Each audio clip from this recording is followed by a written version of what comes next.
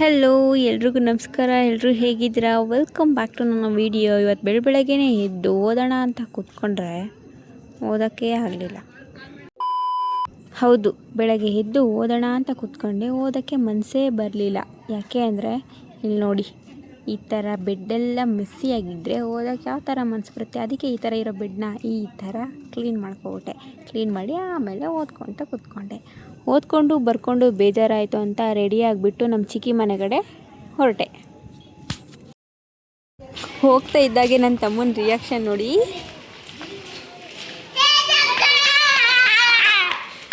ಏನು ಮಾಡ್ತಿದ್ದೆ ಏನು ಮಾಡ್ತಿದ್ದಪ್ಪ? ಬಾ ಹೋಗೋಣ, ಮನೆಗೆ ಹೋಗೋಣ ಬಾ.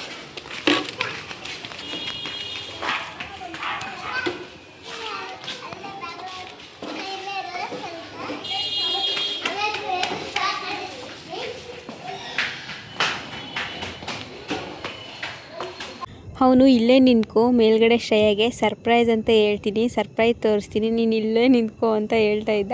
ಪಾಪ ಮೇಲ್ಗಡೆ ಹೋಗಿ ಶ್ರೇಯನ ಹುಡುಕ್ತಾ ಇದ್ದ, ಆದರೆ ಶ್ರೇಯನೇ ಇರಲಿಲ್ಲ.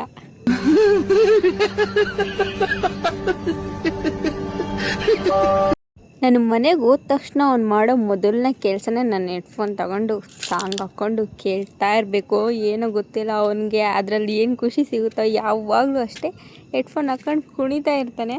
ನನ್ನ ತಂಗಿ ಇನ್ಸ್ಟಾಗ್ರಾಮಲ್ಲಿ ಯಾವುದೋ ಒಂದು ಚಿಪ್ಸಿನ ರೆಸಿಪಿ ನೋಡಿಬಿಟ್ಟು ನನಗೆ ಈ ಥರ ಮಾಡಿಕೊಡು ಅಂತ ಹೇಳಿದ್ಲು. ಅದು ಯಾವುದೋ ಚಿರುಮುರಿ ಥರ ಬರುತ್ತೆ, ಚಿಪ್ಸ್ನೆಲ್ಲ ಹಾಕ್ಬಿಟ್ಟು ಆ ಥರ ಮಾಡಿಕೊಡು ಅಂದ್ಲು. ಸೊ ಆಯಿತು ಅಂತ ಅದನ್ನು ಕೂಡ ಮಾಡಿದೆ.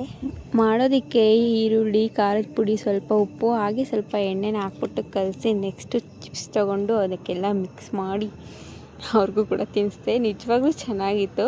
ಆದರೆ ತಿಂತಾ ಎಣ್ಣೆದು ಒಂಥರ ಸ್ಮೆಲ್ ಬಂದುಬಿಡ್ತು, ತಿನ್ನೋಕ್ಕೆ ಆಗಲಿಲ್ಲ. ಆದರೂ ಖಾಲಿ ಮಾಡಿದ್ವಿ. ನೆಕ್ಸ್ಟ್ ಊಟನೂ ಆಯಿತು. ಊಟ ಮಾಡಿಕೊಂಡು ಯಾವಾಗಲೂ ವಾಕಿಂಗ್ ಹೋಗ್ತಾ ಇರ್ತೀವಿ, ಒಂದು 20 ಮಿನಿಟ್ಸು. ಹಾಗೆ ಅವರಿಬ್ಬರೂ ವಾಕಿಂಗ್ ಕೂಡ ಕರ್ಕೊಂಡೋಗಿ ಮನೆಗೆ ಬಂದು ಮಲ್ಕೊಂಡ್ವಿ. ಇವತ್ತಿನ ವ್ಲಾಗ್ ಇದಾಗಿರುತ್ತೆ. ನಿಮಗೆ ಇಷ್ಟ ಆದರೆ ಲೈಕ್ ಮಾಡಿ, ಶೇರ್ ಮಾಡಿ, ಕಮೆಂಟ್ ಮಾಡಿ. ಹಾಗೆ ನನ್ನ ಯೂಟ್ಯೂಬ್ನ ಸಬ್ಸ್ಕ್ರೈಬ್ ಮಾಡ್ಕೊಳ್ಳಿ. ನೆಕ್ಸ್ಟ್ ವೀಡಿಯೋದಲ್ಲಿ ಸಿಗ್ತೀನಿ. ಅಲ್ಲಿವರೆಗೂ ಬಾಯ್.